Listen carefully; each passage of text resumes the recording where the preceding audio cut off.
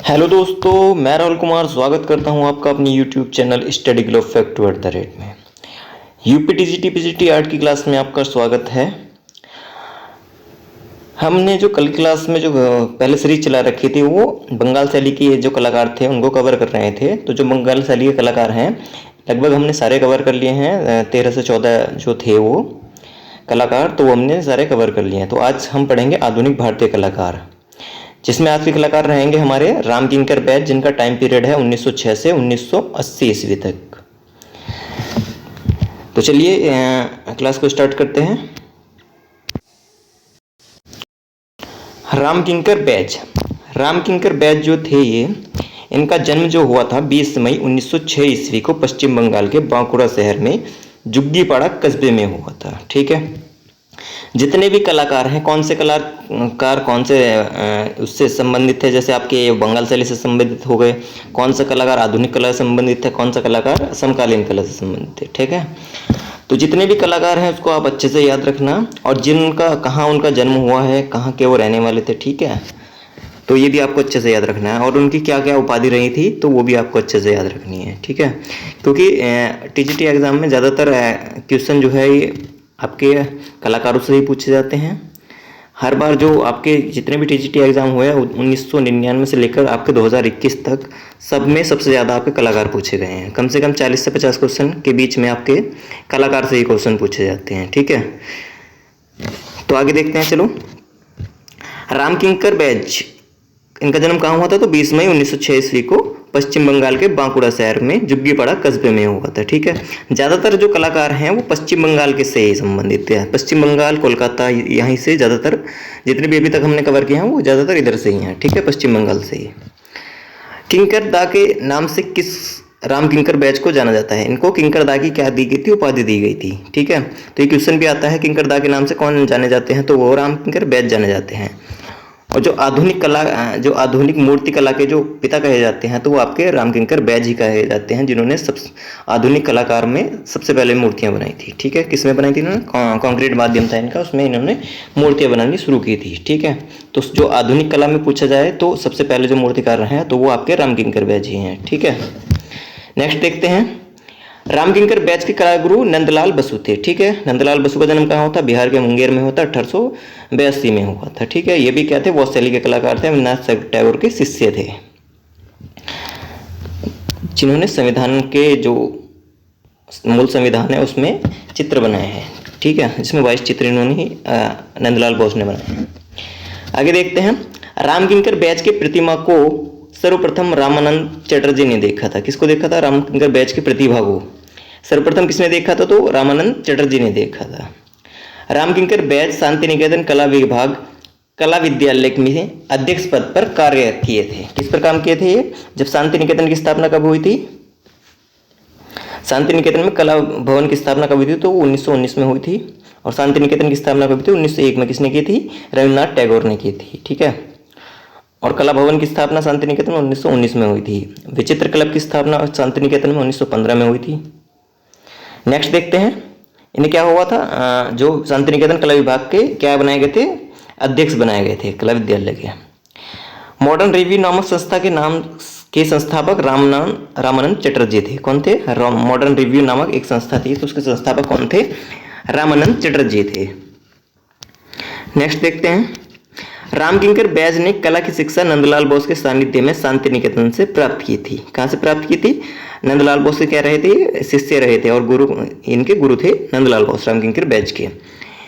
शिक्षा कहाँ ली इन्होंने? शांति निकेतन से ली। रामकिंकर बैच मूर्तिकार थे। ठीक है। रामकिंकर बैच, क्वेश्चन आता है कि रामकिंकर बैच किस विषय में जाने जाते हैं? तो ये आपके मूर्तिकार के विषय में जाने जाते हैं। ठीक है। चित्रकार नहीं है ये।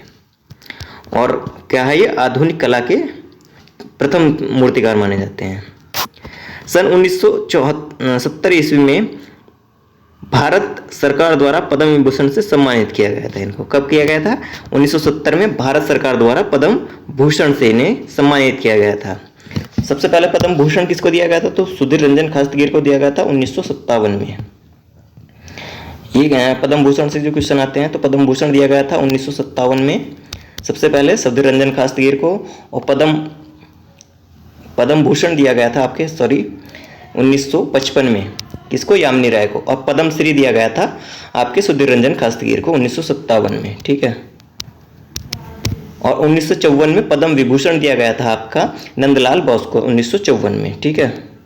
तो इनको अच्छे से याद रखना कि सर्वप्रथम किसको दिया गया था। और इनको रामकिंकर बैच को कब मिला? 1970 में पद्म विभूषण, ठीक है। पद्म विभूषण की बात करें तो 1954 में आपका नंदलाल बोस को सर्वप्रथम मिला था, 1955 में यामिनी राय को पद्म भूषण मिला था सर्वप्रथम, और पद्मश्री की बात करें तो आपका जो सुधीर रंजन खास्तगीर को 1957 में मिला था। कालिदास के सम्मान की बात करें तो वो आपके के.जी. सुब्रमण्यन को सर्वप्रथम मिला था, ठीक है। रामकिंकर बैच को आधुनिक भारतीय मूर्तिकला का जनक माना जाता है, ठीक है। क्या माना जाता है? आधुनिक भारतीय मूर्तिकला का जनक माना जाता है इनको, आधुनिक भारतीय मूर्तिकला का जनक, ठीक है। रामकिंकर बैच को मूर्तिकार के रूप में जाना जाता है, ठीक है। के.जी. सुब्रमण्यम रामकिंकर बैच को खेपा बाउल ना उपनाम दिया था। किसने? के.जी. सुब्रमण्यम ने रामकिंकर बैच को क्या नाम दिया था? खेपा बाउल नाम उपनाम दिया था इन्होंने। रामकिंकर बैच का मतभेद नंदलाल बसु से था। क्या मतभेद था इनका? किससे था मतभेद? नंदलाल बसु से था इनका मतभेद। पत्थर से निर्मित संथाल परिवार नामक मूर्ति 427 सेंटीमीटर ऊंची बनाई गई थी। तो ये इसकी संथाल परिवार जो इन्होंने मूर्ति बनाई थी तो इसकी हाइट पूछी जाती है तो वो 427 सेंटीमीटर है, ठीक है।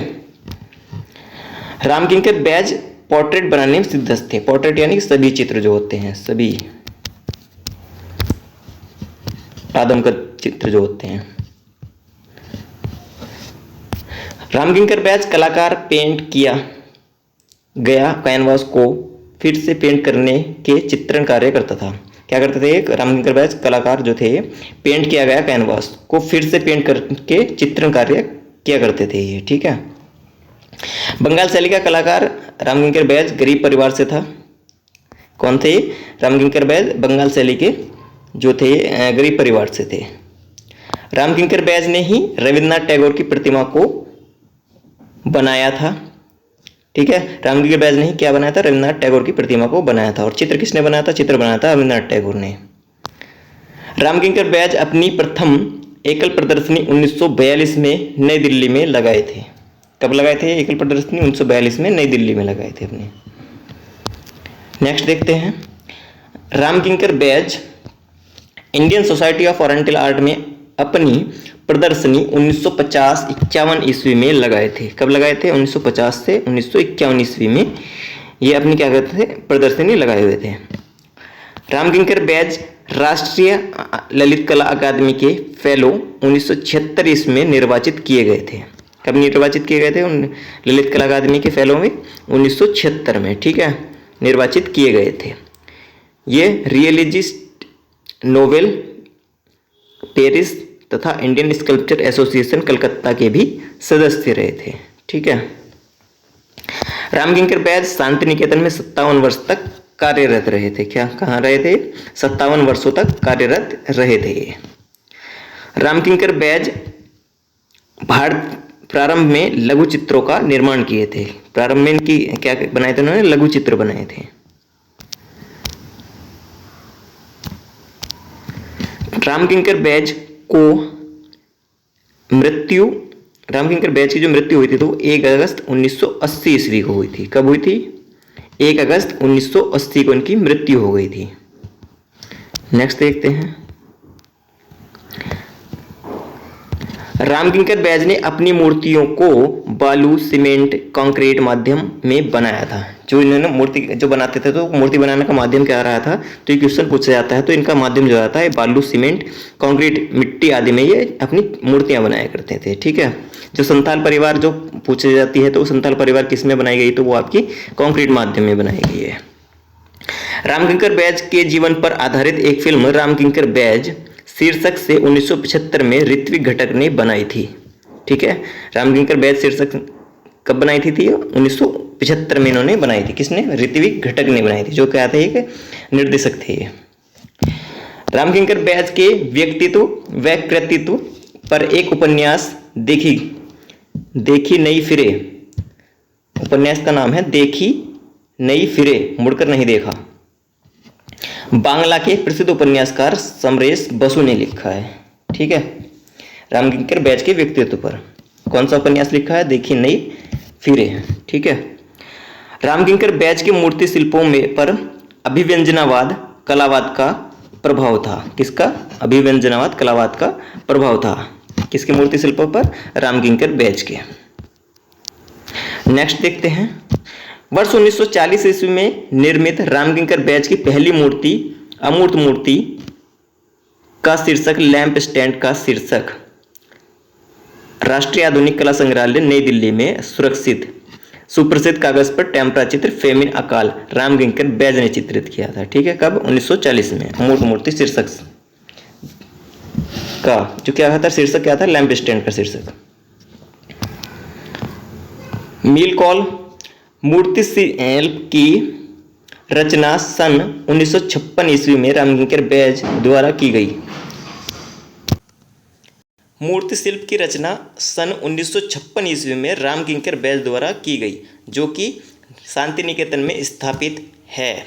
इसका ढांचा बनाने में लोहे का उपयोग किया गया था। क्या किया गया था? लोहे का उपयोग किया गया था इसका ढांचा बनाने में, तथा जिस पर आकार बनाने हेतु सीमेंट बजरी का उपयोग किया गया था। जिसका आकार बनाने के सीमेंट और बजरी का उपयोग किया गया था, जो इन्होंने रामकिंकर मूर्ति शिल्प बनाया था। मील कॉल में कौन थे? ये आपके संथाल परिवार से संबंधित थे।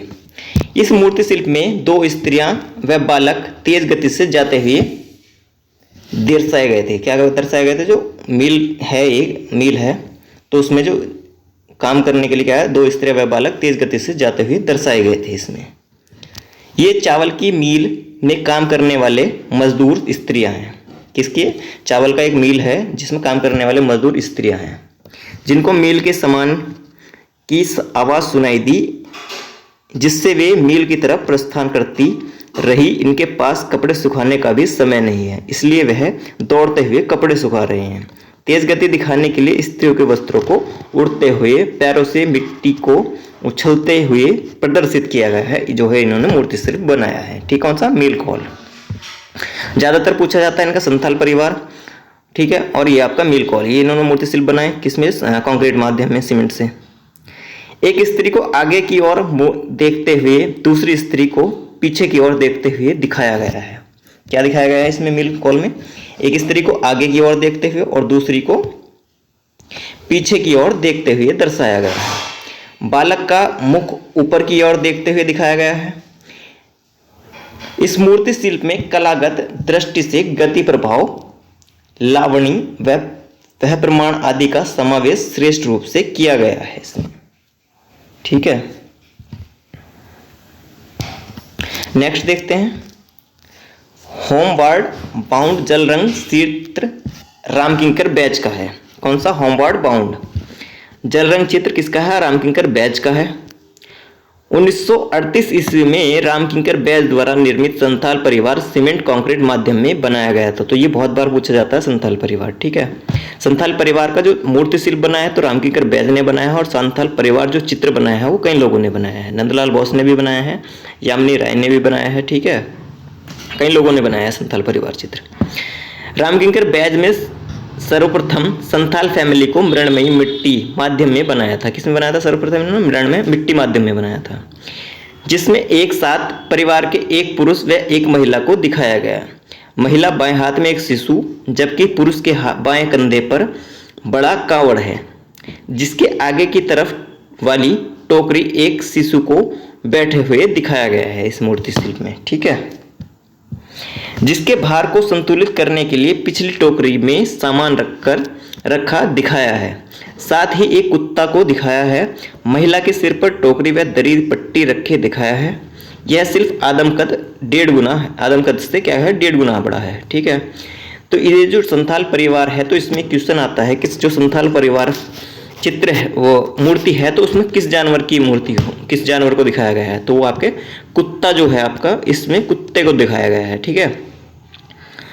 ये रहा कुत्ता। ठीक है। इसमें एक कुत्ते को दिखाया गया है। ये क्वेश्चन पूछा जाता है। ठीक है। तो आपको अच्छे से याद रखना है। मूर्ति शिल्प में जनजाति कृषक गरीब संथाल परिवार का जीवन प्रस्तुत किया गया। क्या किया गया इसमें? मूर्ति शिल्प में जनजाति कृषक जो गरीब संथाल परिवार का जीवन प्रस्तुत किया गया है इसमें। जो जीविकोपार्जन हेतु एक स्थान से दूसरे स्थान पर जाते हुए दिखाया गया है। ठीक है, जो इसका शीर्षक क्या है, ये कृषक हैं ये और गरीब संथाल परिवार का जीवन प्रस्तुत किया है इन्होंने। रामकिंकर बैज ने मुर्गी के साथ एक संथाल महिला का चित्र भी किया है जो जूट पर तैल माध्यम से बनाई गई है। किस पर? जूट पर तैल माध्यम से बनाई गई है। क्या बनाया है इन्होंने? चित्रण किया है। ठीक है, इसमें ये मूर्ति नहीं है, मुर्गी के साथ एक संथाल महिला, ये चित्रण किया है इन्होंने। किस पर? जूट पर तैल माध्यम में। ये चित्रकार से अधिक मूर्तिकार के रूप में प्रसिद्ध हुए तथा बंगाल कला भवन के मूर्ति शिल्प विभाग के अध्यक्ष रहे थे। क्या रहे थे? चित्रकार से ज्यादा क्या ख्याति थी कि मूर्तिकार में ख्याति हुई थी, तथा बंगाल कला भवन के मूर्ति शिल्प विभाग के अध्यक्ष रहे थे। जैसे कि आपके देवी प्रसाद राय चौधरी थे, वो भी क्या थे? एक मूर्तिकार थे, और उन्होंने भी चित्र बनाया, तो ख्याति किसमें थी उनकी भी? ज्यादातर मूर्ति बनाने में थी। ठीक है, संथाल परिवार, इसमें क्या है? संथाल परिवार में रामकिंकर बैज द्वारा निर्मित यक्ष यक्षिणी को 24 फीट ऊंची ग्रेनाइट पत्थर की 2 मूर्तियां वर्तमान में रिजर्व बैंक ऑफ इंडिया नई दिल्ली के मुख्य द्वार पर स्थापित है। तो ये क्वेश्चन बहुत पूछा जाता है कि यक्ष यक्षिणी किसकी मूर्ति है? तो ये रामकिंकर बैज की है, और ये कहाँ रखी हुई है? तो ये रिजर्व बैंक ऑफ इंडिया के मुख्य द्वार पर स्थापित है, और इनकी हाइट अगर पूछी जाती है तो 24 फीट है इनकी हाइट। ठीक है, कितनी है? 24 फीट। रामकिंकर बैज ने यक्ष यक्षिणी मूर्ति के माध्यम से कृषि के माध्यम में समृद्धि दर्शाया था। क्या दर्शाया था? कृषि के माध्यम में समृद्धि को दर्शाया था। किसके माध्यम से? यक्ष और यक्षिणी के। ठीक है, तो ये यक्ष यक्षिणी भी किसकी मूर्ति शिल्प है? तो रामकिंकर बैज की है। कहाँ रखी गई है? तो ये रिजर्व बैंक ऑफ इंडिया के मुख्य द्वार पर रखी गई है, जहाँ कहाँ है? दिल्ली में। और हाइट की बात करें तो कितनी है इसकी? 24 सेंटीमीटर, वो 24 फीट है इसकी ऊंचाई। शांति निकेतन में कला भवन के परिसर में स्थापित हार्वेस्टर 1943 कांस्य मूर्ति के रचयिता रामकिंकर बैज हैं। इसके जो हार्वेस्टर मूर्ति भी इन्होंने कांस्य माध्यम में भी काम किया है। तो कांस्य माध्यम में कौन सी मूर्ति बनाई है पूछ लेता है, तो आपकी हार्वेस्टर बनाई गई है। ठीक है, कौन सी मूर्ति बनाई गई है? 1943 में इन्होंने कांस्य माध्यम में हार्वेस्टर बनाई है। ठीक है, जो कहाँ रखी हुई है? स्थापित है शांति निकेतन के कला भवन परिसर में स्थापित है। किस नाम से? हार्वेस्टर इसका नाम है, और कांस्य माध्यम में बनाई गई है। कब बनाई गई? 1943 में बनाई गई। दिल्ली की चित्र प्रदर्शनी में रामकिंकर बैज के सीता एक्साइल चित्र ने उन्हें स्वर्ण पदक दिलवाया था। किसने? दिल्ली की चित्र प्रदर्शनी में रामकिंकर बैज के सीता एक्साइल चित्र ने क्या दिलाया था? इन्होंने स्वर्ण पदक दिलाया था। नेक्स्ट देखते हैं, मील पहुंचने की पुकार। ये भी इनका चित्र है एक, मील पहुंचने की पुकार। 1959 में बनाया इन्होंने, कैनवास पर तैल रंग में बनाया। ठीक है, किसका है ये? रामकिंकर बैज का चित्र है। तैल माध्यम में इन्होंने काम किया है। रामकिंकर बैज के जीवन पर आधारित पुस्तक कौन सी है? तो रामकिंकर एंड हिज वर्क्स के लेखक कौन है? के.जी. सुब्रमण्यम है। ठीक है, किसने मूर्ति बनाई है, पुस्तक लिखी है ये? तो के.जी. सुब्रमण्यम ने लिखी है। कौन से? टाइटल है इसका रामकिंकर एंड हिज वर्क्स। ठीक है, रामकिंकर और उनके कार्य। ठीक है, ए रामचंद्रन द्वारा रचित पुस्तक the man and artist Ramkinkar Baij के जीवन पर आधारित है। कौन सी? द मैन एंड आर्टिस्ट किसके जीवन पर आधारित है? रामकिंकर बैज के जीवन पर आधारित है। जो किसने लिखी है? ए रामचंद्रन ने। ठीक है, नेक्स्ट देखते हैं, रामकिंकर बैज द्वारा बनाए गए प्रमुख मूर्ति शिल्प कौन कौन से हैं? तो सबसे जो इम्पोर्टेंट है आपका वो है संथाल परिवार। ठीक है, दूसरा है यक्ष यक्षिणी, ये भी बहुत महत्वपूर्ण है। तीसरा है रविन्द्रनाथ टैगोर की प्रतिमा बनाई इन्होंने। मील कॉल बनाया इन्होंने, ये भी बहुत बार पूछता है। महात्मा बुद्ध, मिथुन, सुजाता। ठीक है, सुजाता जो मूर्ति शिल्प है इन्होंने ही बनाया है। ठीक है,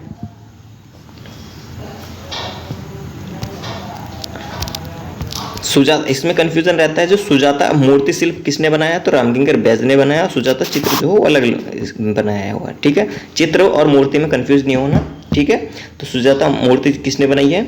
तो आपकी रामकिंकर बैज ने बनाई है। रामकिंकर बैज के प्रसिद्ध चित्र कौन सा है? थ्रेशिंग थ्रेसिंग बनाया है इन्होंने तेल माध्यम में 1957 में। कटाई बनाया है जल रंग में 1948 में। सुजाता बनाया है। कन्या तथा कुत्ता बनाया है। अनाज की ओसाई, कृष्ण का जन्म, माँ और बेटा, शीतकालीन मैदान, रविंद्रनाथ टैगोर पोर्ट्रेट, रविंद्रनाथ टैगोर का पोर्ट्रेट बनाया इन्होंने। निर्माण बनाया है मेघाच्छादित संध्या, ये भी इनका चित्र है।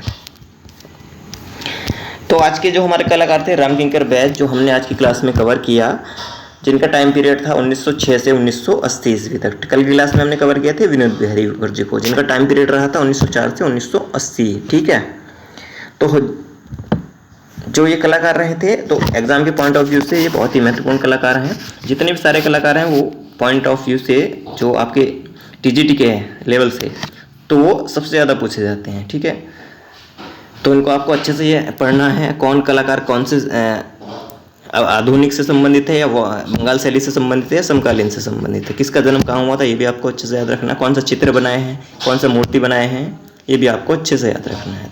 ठीक है, तो चलिए आज की क्लास यहीं समाप्त करते हैं। मिलते हैं किसी नए टॉपिक के साथ। जय हिंद।